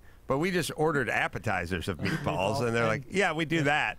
And I was like, okay, well, cut them in half and put them on the pizza. And they're like, we don't do that. Wow. And I was like, I bet you could do that. You can get one with an egg and brown butter sauce, but you can't get meatballs. Now, if you want to take meatballs and a pizza to go, you do with it. That's your business. I didn't want to go 5 easy pieces on his ass. That's been you in the parking lot. But it's like, you have meatballs and you have anything you want on a pizza, and I just whack it in half and do it on there. And look, somebody could give me a reason, but I'm saying, slice it up and put it on there. It would be fun, Chris, if you can find the Mozza menu and just look at the absurd combinations of what they have on their pizza. And their meatballs are amazing. And their meatballs are amazing. Everything's amazing, but it's just funny that they couldn't do that. They wouldn't capitulate on that one thing. Couldn't or wouldn't? I don't know that a meatball could support, that the crust could support a meatball from Mozza. It's thin and it's good, and I get it. I just want a little effort. I get That's it. all. Because imagine a meatball pizza from Mozza. Delicious. Oh my By the God. way, the family I couldn't come up with was Bastianich, and they've been partners for 20 years. Oh, here's the menu. You look up the pizzas. I'll let you guys Brussels look into sprouts, guanciale, red onion, and mozzarella is an option. No meatball! And these are delicious, by the way. My Not as good as Cheese, meatball. Leeks, scallions, garlic, and bacon. Meyer But no lemon and meatball. fried parsley. I just feel like they have the technology to get some meatballs on there. I've had every one of these. Goat cheese, leeks. Ugh. I like the bacon part. I get Yeah. the goat cheese off of there. All right, let me tell you. No, I want pizza. Let me tell you about True Car. Every car has a storied donut. This, like Rod Stewart would say. Anyway, what price can you put on those stories? Well, True Car, they'll figure it out with you. Just go to True Car, enter your plate number, if it's not cardboard, and the details will pop right on up. Answer a few easy questions. Once you're finished, get a true cash offer sent to you in minutes. You take that to your local certified dealer. Cash it in, cash it out. You want to trade it in? Trade it in. You want to trade it in on a new car? Trade it on a new car. Used car? Trade it on a used car. Want to get a check and walk out of there with the dough in your hand? Then you do that. Either way, you go to True Car. So you want to sell, you want to trade, check out True Car. True cash offer not available in all areas, but I bet you don't live in one of those areas. It's True Car. What else, Gina? Well, Michael Jackson is really staunchly in the news right now, and some of those statues are coming down. There's a statue of Michael. There's statues? Yeah, it's been removed from Britain's National Football Museum. I don't know why it was in the National Football Museum. Hours before the documentary Leaving Neverland airs in Britain, the Manchester-based soccer club took down the replica that's been placed there since 2009 by Mohammed El Fayed, if El Fayed sounds familiar. Michael had been a friend of El Fayed, and his son, Dodi, was killed with Princess Di in 1997. The car What crash. percentage of statues end up getting taken down? A lot lately. Between the Civil War, the Joe Paterno, Michael Jackson, Saddam Hussein, all the greats. I don't. I was thinking about this. I was sort of talking about it earlier in the day, and I was like, Roman Polanski and I don't know, Woody Allen, Wagner. There's a lot of people that created a lot of art. And is it okay? And it's like, my feeling is like it's okay to go and do a hospital that some bad guy donated or bought or whatever, as long as you can use the hospital. working if your hospital. kid's sick, then good. Joke's on him. He's an evil guy, and he put his name on a hospital. And I feel all the pain that Donna Brazile felt, which is like, I feel like you can just listen to a Michael Jackson song and listen to it like it's a song living in space. Right, in a vacuum. If you like it, then you like it. And if you like a Roman Polanski movie, then like a Roman Polanski movie. And you don't have to go, well, he's a bad guy, I can't enjoy this. That's sort of my feeling. You're going to want to tell a lot of Jews that, because you will not hear Here Comes the Bride at a Jewish wedding. Oh, is that a... Yeah, Wagner. Is it? I think so. You don't. It's not played at Jewish weddings, interesting. as far as I know. I've never heard it. Should I take back Google that me right, Chris. Krupp's coffee maker I got you? Yeah. But a lot of Jews... Deep dive into the coffee maker. A lot of Jews will drive a Mercedes or BMW. I just Googled Wagner Jewish weddings, and the first thing that came up is no Wagner for you. Oh, really? Yeah, in an article. The Wagner Nazi. Yeah. So did he do, let's see, what did Krupp's make, and then what did Wagner Wagner do? did Flight of the Valkyries. Dun, dun, dun, dun, dun. Oh, yeah. I know, Wagner's so good. Epic. But did he Oh, you do in terms of... Did he do the wedding? And I don't know if Wagner was bad or Hitler just loved Wagner and then made him bad. By association? Yes. I mean, the rumor is he was a noted anti-Semitic, but I wasn't there. Mm-hmm. Well, again, Henry Ford's anti-Semitic and anti-Semite, and he built a lot of bombers and helped win World War II. Yeah, put up very few leaflets. Just a few. The dealer. So weird. Anyway. Oh, okay. It's a weird part. We burn calories doing this. Yeah. Like, I'll drive away customers. Great. We'll have the Jews all drive Chevys. Awesome. All right. Sorry. Bad business. Well, starting in 2026, one person will be selected as part of a conceptual art project in Sweden to do absolutely nothing all day for the rest of their lives. The employee in question will report to a train station in Sweden and receive a salary of about $2,300 a month in U.S. dollars. They'll get wage increases, vacation, pension for retirement, and the job requirement's simple. An employee shows up to the train station every morning, punches in, then it illuminates an extra bank of fluorescent lights, so basically all the travelers can see you sitting in your little cubicle. And the worker returns, clocks out, goes home. While they're there, they can do anything they want except for work on another paying job. They're not even obligated to stay there that long if they don't want to stay, all day. They can quit. They can retire, they can be replaced, whatever they want. Their employment is guaranteed for life, though, if they want it. No specific qualifications are needed. They're going to start taking applications in 2025. And that's how Sweden spends their money. It's going to be an art project. I would treat this like I do, like I have my grift for the Coliseum that puts a sign up that says free cockfight for Raiders fans. Like anyone who signs up, it's like, hey, do nothing for life. Hey, burden on the tax system, you're out. Oh, absolutely. In Sweden, guess what the tax rate is? 60% higher. 70.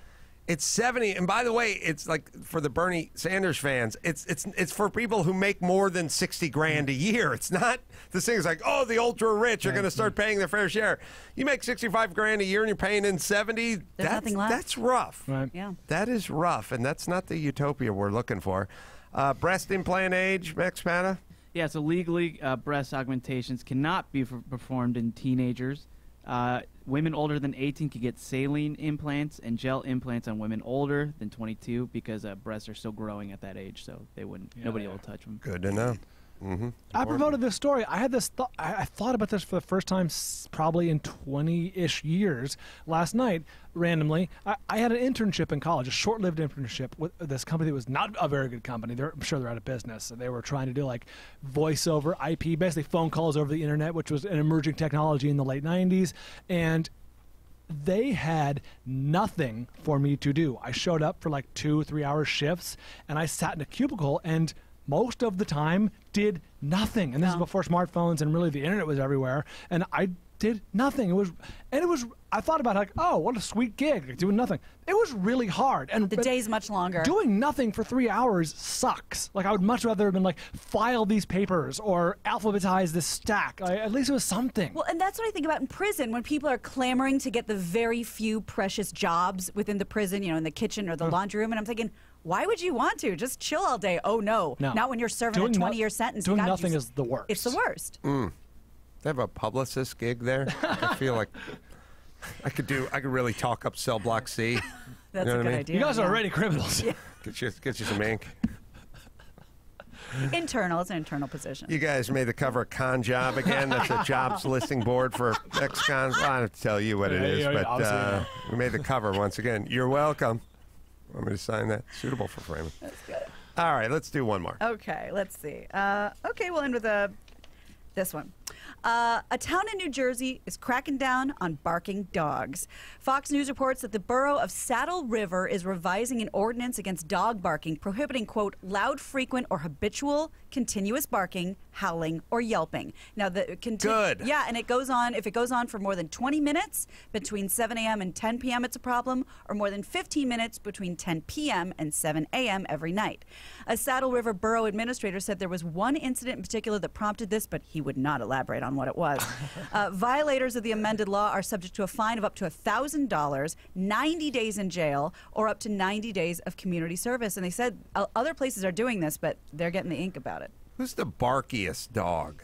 I know the little ones, but I mean, like, Phil won't bark. Like, I've never Phil heard him bark. Doesn't bark. He barks on rare occasion, like if he gets locked out and he's out there for a while, he'll give like a ooh, but it's like a come open the door bark. I've noticed, and Brian, you could probably speak to this because you have a little dog. Little dogs bark more than big dogs, from what I've seen. Our dog barks Chihuahuas. anytime someone's at the door. It goes nuts. I'd imagine, well, beagles obviously howl, but any dog that's like a hunting dog, like go out and find this bird, like an Irish setter or something, I imagine those dogs gotta bark a lot.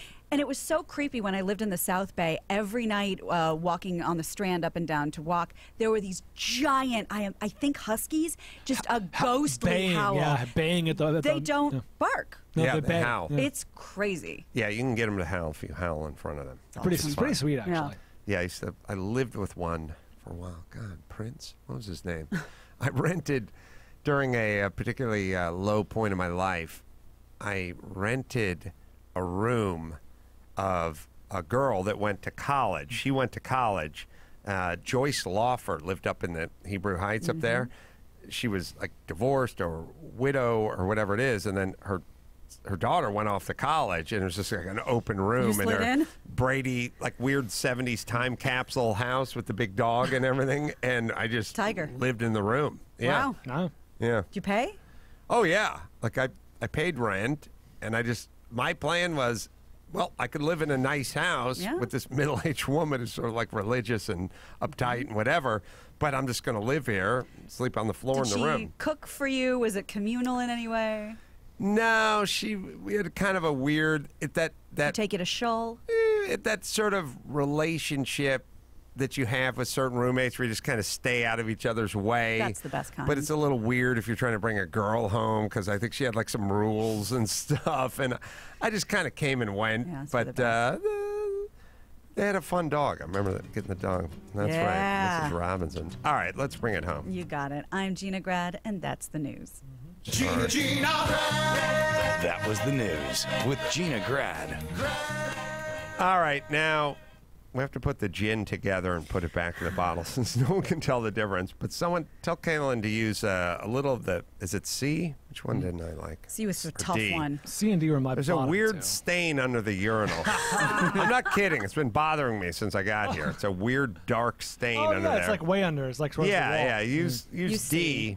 Wait, C? D was the cheapest, but it's kind of good. Okay. Use C. Yeah. Either one of those for me. Use a little shot of Use C. Hendrix to clean the urine stain. We're a first-class organization, Chris.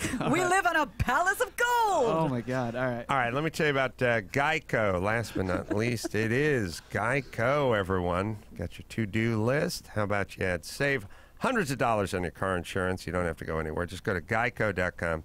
15 minutes, you could be saving 15% or more on your auto insurance. Take that extra money, put it in your pocket.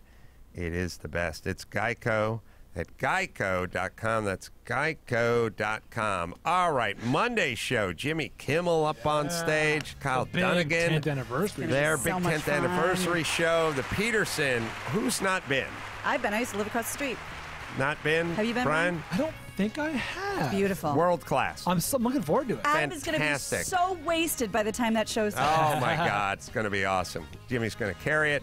So that'll be Monday. And I got shows in San Francisco and Brea and Denver and everywhere else. Just go to adamcarolla.com/events. And Carolla Classics with Giovanni, superfan Giovanni, and producer Chris. You can check that out.